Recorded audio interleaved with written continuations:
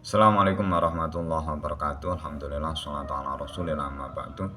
Sebagai seorang muslim ahli sunnah wal jamaah, kita wajib meyakini adanya syafaat dari Nabi Muhammad SAW untuk para umatnya di hari dimana kita diadili. Seperti dalam satu bait burdah yang menegaskan bahwa Nabi Muhammad SAW adalah sosok yang diharapkan syafaatnya di hari kelak.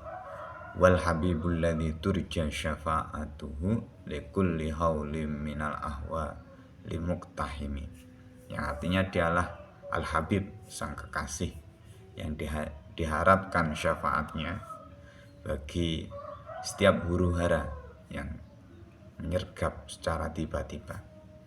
Banyak pula hadis yang menjelaskan bahwa Nabi Muhammad SAW bisa memberikan syafaat kepada umatnya, seperti hadis yang bunyinya likulli nabiyyin da'watun mustajabatun yad'u biha uridu an ahtabi'a da'wati syafa'atan li ummati fil akhirati. Artinya, setiap nabi memiliki doa mustajab yang dapat dipergunakannya.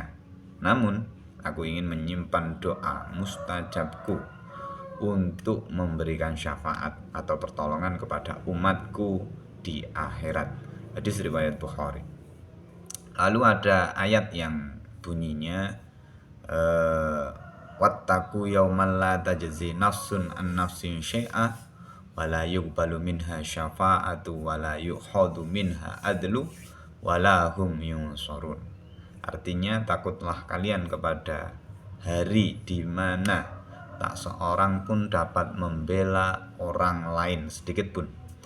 Hari di mana syafaat dan tebusan seseorang dalam bentuk apapun itu takkan diterima, dan hari di mana mereka tidak akan diulurkan pertolongan. Surat Al-Baqarah ayat 48. Bila hanya melihat ayat ini dan dipahami secara tekstual, maka ayat ini seolah bertentangan dengan hadis-hadis yang menerangkan tentang syafaat. Ayat ini seolah menerangkan bahwa saat di hari manusia diadili di atas segala perbuatannya, syafaat dari siapapun tidak akan berguna. Tapi saat kita melihat tafsir Al-Ibris karya Kiai Bisri Mustafa, Kiai Bisri Mustafa memasukkan ayat ini dengan ayat-ayat sebelumnya, yakni masih dalam tema pembahasan tentang orang-orang Yahudi atau Bani Israel yang kala itu ada di Madinah. Bila melihat tafsir Al-Ibris, konteks ayat ini seolah dijelaskan untuk orang-orang non-muslim.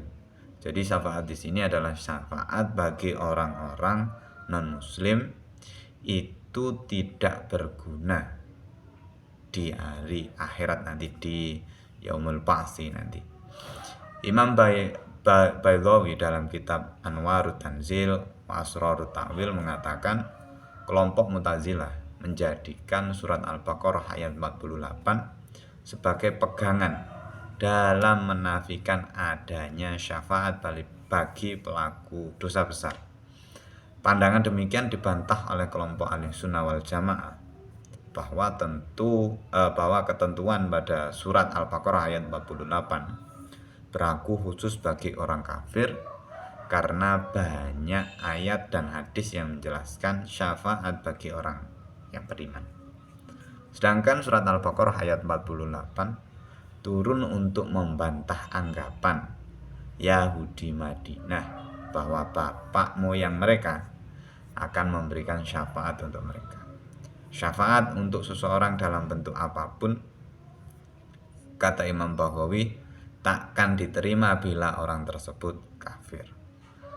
Allah, kata Imam Ibnu Katsir dalam tafsirnya melalui surat Al-Baqarah ayat 48 mengabarkan Bani Israel ketika tidak beriman kepada para utusannya dan mengikuti risalah yang dibawa oleh mereka, lalu mencoba menebus dosa mereka di hari kiamat, niscaya kedekatan kerabat, syafaat orang yang berpangkat, dan tebusan apapun tidak akan bermanfaat bagi mereka meski tebusan tersebut emas sepenuh bumi. Keterangan juga bisa